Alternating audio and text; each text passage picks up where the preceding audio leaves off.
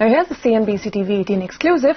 The Reserve Bank of India is planning to come up with a new circular to tackle bad loans after the Supreme Court's verdict on the February 12th circular yesterday. Now do remember, the Apex Court had declared the central bank's bad loan resolution framework, which came into effect on the 12th of February last year, as unconstitutional. Now sources have also told CNBC TV18 that the RBI will not seek a review of the Supreme Court order, as was being speculated. Lata Venkatesh, who broke that story for us, joins in with exclusive details.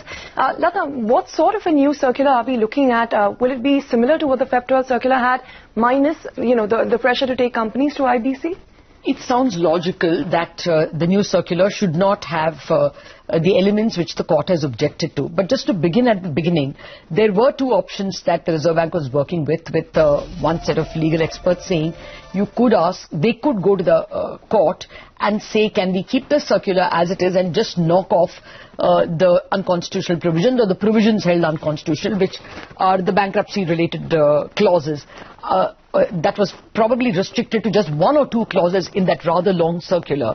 The other point of view was that we drafted anew with fresh suggestions of how to, tackle or how to resolve NPAs, whether any of the old S4A and SDR need to be revived or not revived. So it would be best to work afresh. There were some worries in some legal circles that will the RBI earn the court's ire by saying that we told you the circular is unconstitutional, you yet go and redraft. Then the legal opinion that appears to have prevailed is that no, you could draft an order clearly stating in the preamble that we are omitting these provisions because the court has given the verdict that it is unconstitutional. So it could be made clear upfront in a press release or in a statement, and therefore work has already begun on new circular, but I was not told whether it's halfway through, whether only the first paragraph is written, or whether the element it's clear that consultations and discussions have begun. Of that we are very sure. We don't know how much is written. Now whether this is the right course or whether there was any other course open is the question everyone will debate. We have two people to tell us their views. We have the former Reserve Bank of India Deputy Governor, Mr. H.R. Khan, Uday Bhansali of Deloitte, and Anil Gupta of ICRA will also be joining in a minute. Mr. Khan, you must have gone through all the events of the last 24 hours. What is the best counsel available? Is it correct that the Reserve Bank go ahead with a new circular altogether? I'm not sure what is the thinking of Reserve Bank. I believe the top echelons of Reserve Bank must be busy with monetary policy yes. Discussions, which so I think policy is immediate concern for them.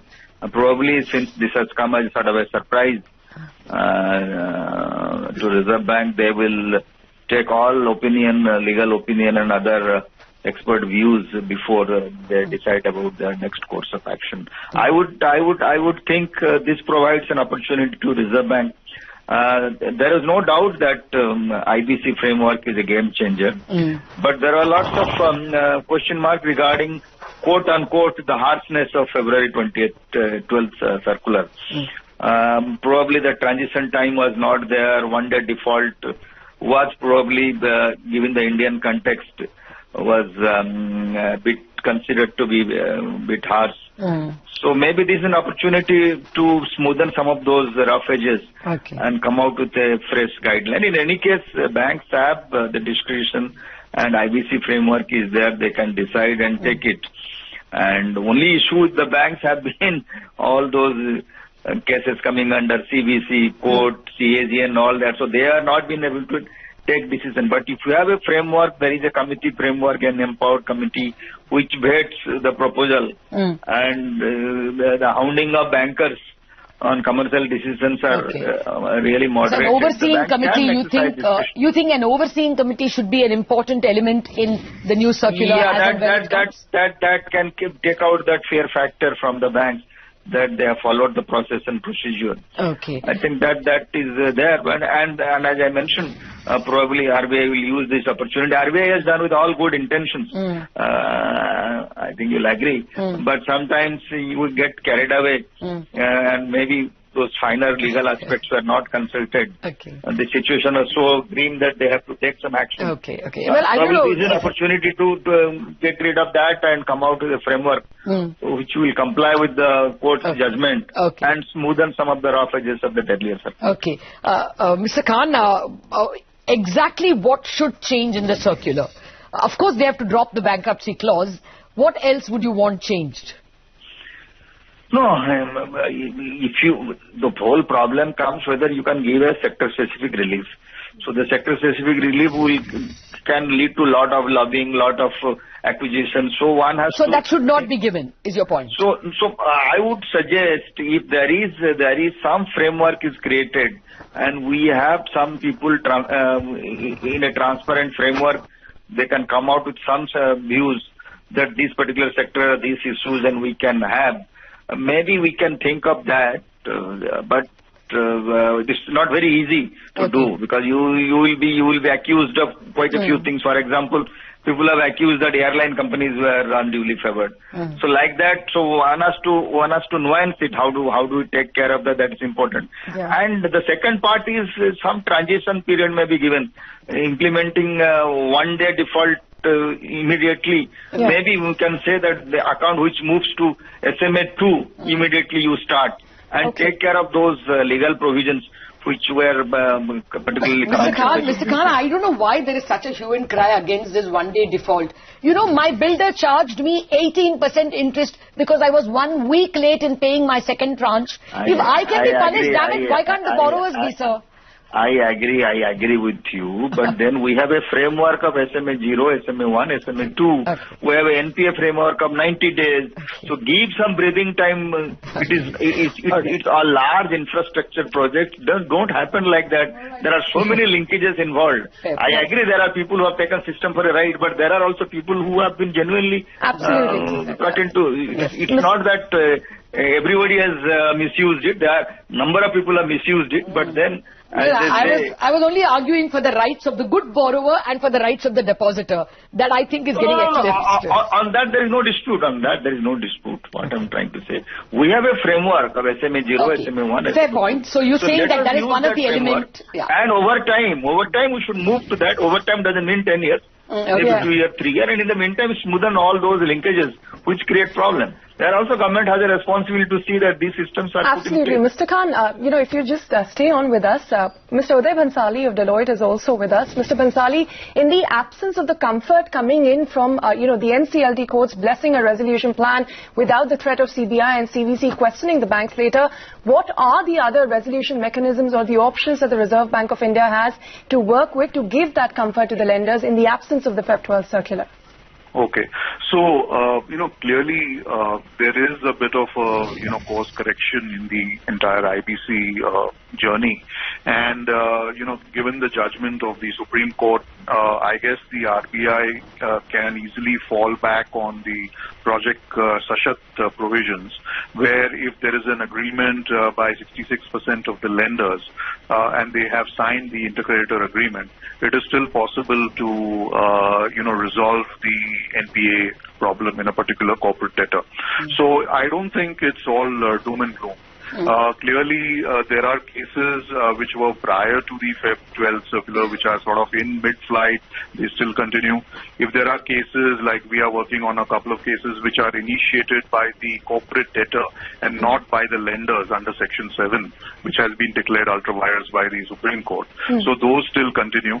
There are several cases where, my partners have been filed as, resolution professional, but they have not yet been admitted by the concerned NCLT having the jurisdiction. So really some of those cases haven't really moved forward. So this is time to go back to Project Sashat. It is possible. We are seeing an increasing amount of activity cross-sector in the pre-IBC, the OTS kind of mechanism but to Mr. try and Bhansali, find a I just want to get Anil Gupta in. Anil Gupta, do you think you need another circular?